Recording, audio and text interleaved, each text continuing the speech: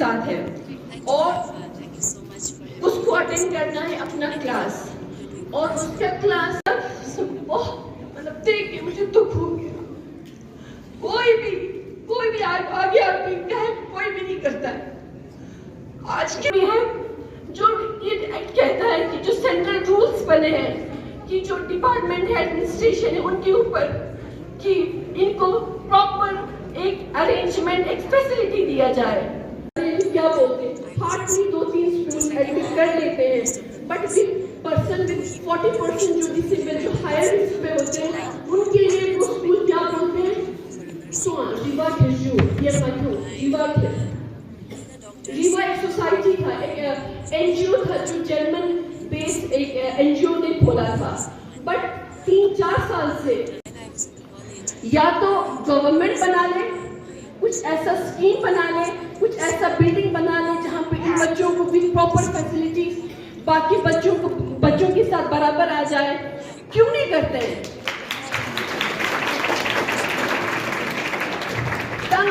Funds जो कभी एक साल ना ऐसे ये वाला फंड जो है ना इन बच्चों पे भी हमें लगाना है, जरूरी है। ये एक्ट खुद कहता है, इसमें इस एक्ट के अकॉर्डिंग में ये भी बताया गया है कि स्टेट लेवल पे, डिस्ट्रिक्ट लेवल पे कमिटीज बनाया जाए। है क्या कमिटीज है? कोई आप मुझे बता दीजिए, एडमिनिस्ट्रेशन में से कोई या कोई मुलाजिम यहाँ पे पैनल, ये हमारी पीएलवी है, कोई बताए क्या कोई कमिटी बना है इस पे? Answer is no.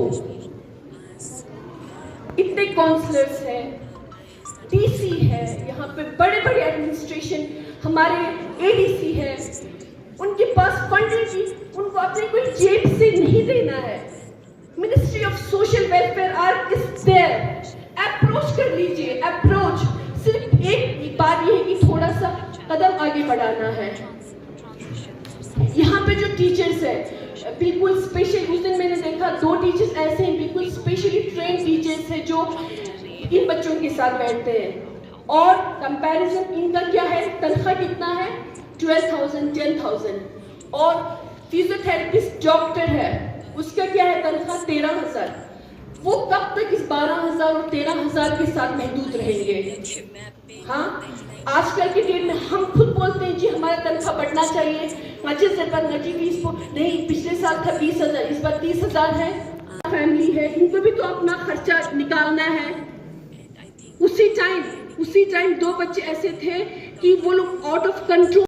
अब वो जो 12,000, वो 10,000, वो 13,000 क्या मतलब जायज है? या तो एडमिनिस्ट्रेशन इन टीचर्स का कुछ तनख्वाह रखे वहां पे, अदरवाइज इन बच्चों के लिए कल को कोई भी नहीं मिलेगा, देखने के लिए भी कोई नहीं मिलेगा। उनको बाथरूम का प्रॉब्लम हो जाता है, हगीज पहनाना पड़ता है, खाना खिलाना पड़ता है, खाना नहीं खिलाना पड़ता उनको हाथ से। कहाँ पे? यहाँ पे जो 45 स्टूडेंट में से आप लगा लीजिए 20 स्टूडेंट ऐसे होंगे जिनकी फैमिली वेल सेटल है, ठीक है, और बाकी जो है 25 जो फैमिली है वो एफर्ट नहीं करेंगे। यहाँ से ट्रांसपोर्टेशन फ्री है उनके लिए, मिनिमम उनका फीस रखा हुआ है, खाना यहाँ पे मिलता है, लंच एक न्यूट्रिशियस फूड जो मिलता है। क्या कर रहे हैं हम, सोसाइटी क्या कर रहे हैं? जो यहाँ पे एडमिनिस्ट्रेशन है ये पुट अप करे, ऑलरेडी रूल्स बने हुए हैं, ये नहीं है कि आउट ऑफ रूल्स गवर्नमेंट को पुश करना है। इस एक्ट में जो सेंट्रल रूल है वो ऑलरेडी बना हुआ है, हमें डिस्ट्रिक्ट लेवल पे कमेटी बनाना है। वो कमेटी जो है वो देखने आएंगी यहाँ पे क्या सिस्टम चाहिए क्या नहीं चाहिए। रैंप वॉक, हाँ वो जो रैंप वॉक, इनके जो रैंप होता है वो अवेलेबल ही नहीं है स्कूल में। अब कितना करे मुंशी हबीबुल्लाह स्कूल, कितना करे खुदा के कसम। अब डिसेबिलिटी के अकॉर्डिंग इवॉल्विंग कंसेप्ट है ये डिसेबिलिटी, ये चेंज होता है। कभी ऐसा कोई इलनेस आता है वो टाइम के साथ चेंज भी होता है, उसमें काफी चेंजेस आता है, अच्छा बिहेवियर होता है। एक cleared his 10th board exam with 81%. A big round of applause.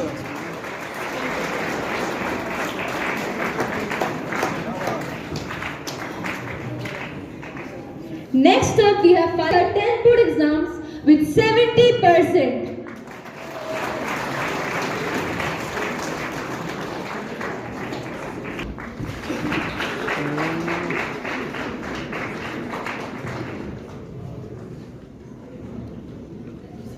Thank you so much, sir. Next up, I would like to call Social Welfare Officer at ACR of our district, Mr. Abdul Majid Tatre, to distribute the prize. Round of applause. Bilal Ahmed cleared his 10th board exams with 64%.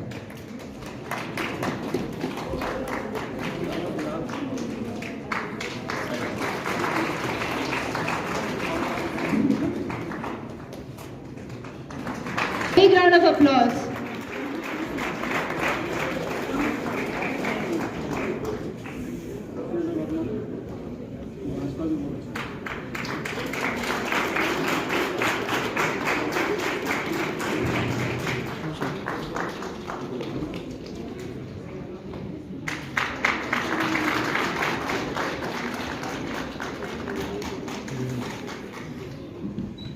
Thank you so much, sir.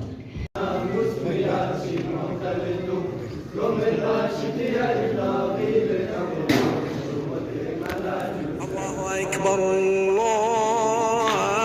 أكبر الله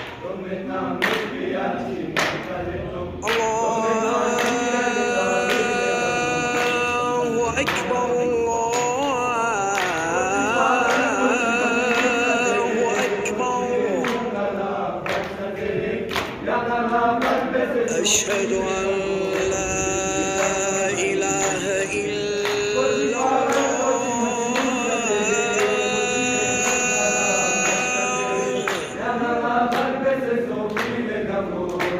أشهد أن لا إله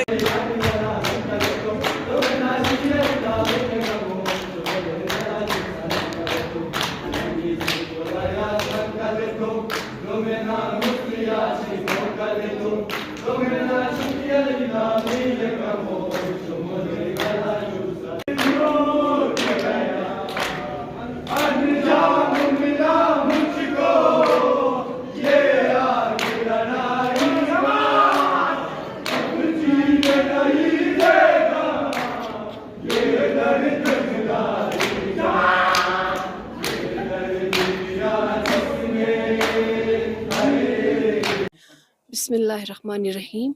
Assalamu alaikum Jule. Ngatang sa taxpayo ding 3rd December la International Disability Day zere मनाया जाते हैं हम तो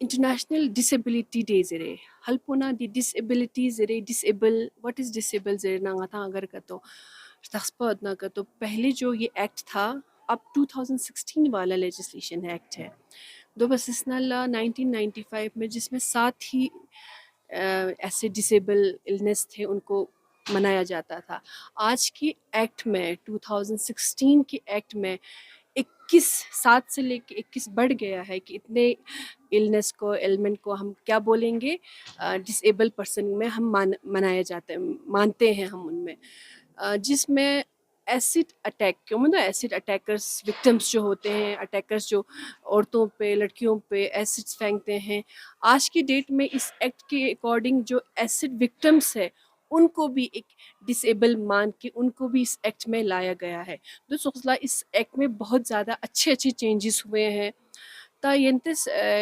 सवाल put it की ये act आपको कहाँ तक लगता है कि यहाँ पे इम्प्लीमेंट हो रहा है कि नहीं हो रहा है मना सिंह शख्सियत की ये प्रॉपर एक्ट जो है यहाँ पे हमारे प्रॉपर करगिल में इम्प्लीमेंट नहीं हो रहा है अच्छे से ये मैं नहीं बोलती हूँ कि गवर्नमेंट का फॉल्ट है या किसी और का फॉल्ट है या किसी एनजीओ का फॉल्ट है लेकिन जो हम सिविलियंस है जो आतंक बाशिंदा हैं हमें भी खुद आगे आना है आगे आके बताना है कि इस एक्ट में ये है जैसे कि इसमें बताया गया है कि इस एक्ट में पर्टिकुलर बताया गया है कि जॉब अपॉर्चुनिटीज़ को लेके बताया गया है कि ऐसे पर्सनस को जॉब दोनों योग मत ये तो होता है लेकिन इसके साथ साथ ये भी बताया गया है कि हायर एजुकेशन जिद्दिस छो सवाक पसिल बेफिल्ला किसी स्कूल एजुकेशन या इंस्टीट्यूट में हम उनको हम अगर एडमिशन लेने के लिए जाए वो स्कूल डिनाई नहीं कर सकता है कि उसमें ऑलरेडी 5% कोटा होता है इस एक्ट के अकॉर्डिंग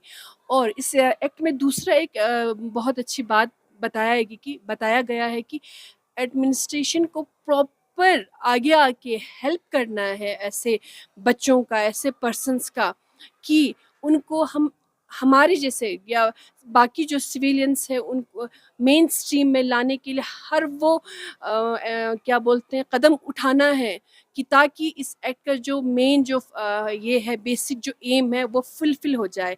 44 सेक्शन इस एक्ट में 44 सेक्शन ये बताता है कि जो स्टेट एडमिनिस्ट्रेशन पे ये बताया गया है कि स्टेट जो गवर्नमेंट है ऐसी जगह पे एक स्ट्रक्चर बिल्ड करेगा जो बिल्कुल डिसेबल फ्रेंडली हो, उसमें हर वो सुविधा, हर वो फैसिलिटीज़ होना चाहिए। लेकिन अनफॉर्चुनेटली हमारे करगिल डिस्ट्रिक्ट में रीवा के अलावा और कोई भी नहीं है। रीवा मुंशी हबीबुल्लाह के अंदर उन्होंने एक फ्लोर में हाफ पोर्शन में बनाया गया। ऑब्वियसली वो पूरा स्कूल तो वो नहीं देख सकते, उनको बाकी बच्चों को का भी देखना है। तो उसमें क्या है, वो जो रीवा ये है सोसाइटी है, वो पहले जर्मन से फंडिंग होता था, उन्होंने एस्टैब्लिश किया। तो स्लोली थोड़ा सा वो फंडिंग कम होते जा रहा है। अब एडमिनिस्ट्रेशन को आगे आना है, क्योंकि जो हमारा कॉन्स्टिट्यूशन कहता है कि इक्वल अपॉर्चुनिटी की बात करता है, इक्वालिटी की बात करता है, वो चीज़ फुलफिल करने के लिए आगे आना है। रीवा जो सोसाइटी है बहुत अच्छा काम कर रहा है। अब इन्होंने खुद अपना जो सोसाइटी है वो रजिस्टर किया है, जिसमें 45 बच्चे हैं, जो 45 बच्चे, और उसमें जो टीचर्स है बिल्कुल 2 तो बिल्कुल स्पेशली ट्रेन टीचर्स है, फिजियोथेरेपिस्ट है, डॉक्टर है, लेकिन उनका क्या है, तनख्वाह बहुत कम है। 45 में से 15-20 होंगे जो अफोर्ड कर पाएंगे फीस वगैरह देना, या दिया जन तानिमा खो जन चितामत जन तामिता मत खो मिन मरगो सिंदुक खो बाथरूम खेर बरगो सिंदुक। ये चीज़ ngata थों से मैंने ngati के फोक से मैंने पता में दे ngata दैट सो हल्की सोरेत, मगर ngati के फोक से मैंने पता में गचुक शिदुक जरे। वहाँ पे उस दिन चिल्ड्रंस डे के दिन मैं गई थी वहाँ पे 14 नवंबर को। अभी रिसेंटली ही सेक्रेटरी डालसा ने मुझे ऐसे वहाँ पे रिसोर्स पर्सन भेजा था children's day with the special जो हमारे डिसेबल जो चिल्ड्रंस हैं उनके साथ मनाने के लिए।